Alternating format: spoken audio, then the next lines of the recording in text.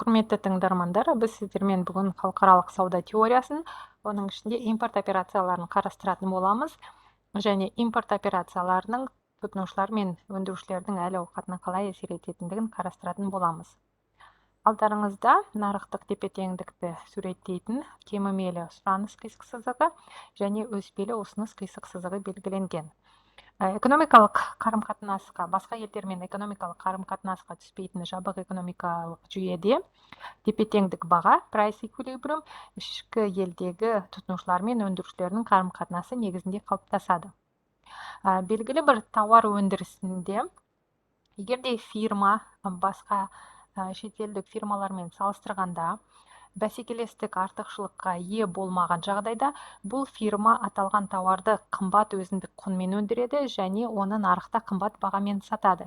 Демек, ішкі нарықтағы баға әлемдік нарықтағы бағамен салыстырғанда әлде қайда жоғары болады. Бірақ халықаралық әлемдік нарықта экономикалық қарым-қатынасқа түсетін елдегі тауарлар мен қызметтер әлемдік бағамен сатылатын болады.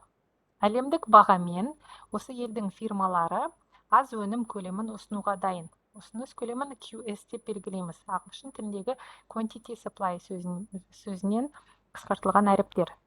Бірақ арзан әлемдік бағамен сұраныс көлемі көп болады.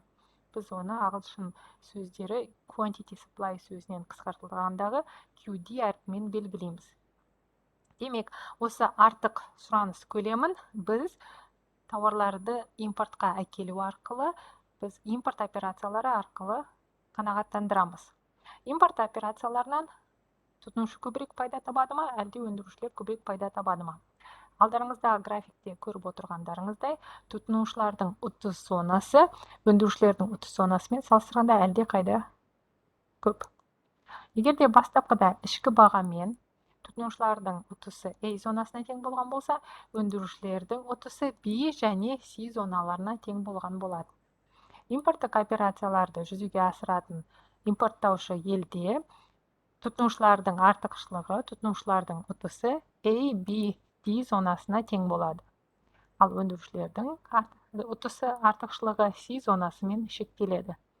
Демек, импорттаушы елде тұтынушылардың ұтысы көп болады, бірақ өндірушілердің ұтысы кемейді. Аталған өзгерістерді кестеде белгілейтін болсақ, жабық экономикада тұтынушылардың ұтысы A зонасына тең, өндірушілердің ұтысы B және C зонасына тең. Жиынтық ұтыс тұтынушылар мен өндірушілердің ұтыстарының қосындысы A, B, C зонасына тең болады. Импорт операцияларын жүзеге асыратын елде тұтынушылардың ұтысы артады және A, B, D зонасына тең болады. Өндірушілердің ұтысы кемейді, себебі олар арзан әлемдік бағамен аз өнім өндіріп сата алады. Ал тұтынушылар арзан әлемдік бағамен көбірек өнім сатып алу мүмкіндігіне ие болады. Жалпы жиынтық ұтыс артады және A, B, C, D зонасына тең болады.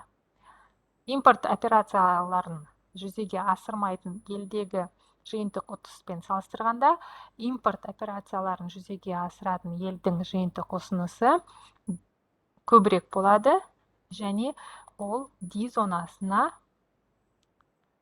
артық. D зонасы халықаралық саудадан алған қосымша ұтыс аумағы болып табылады.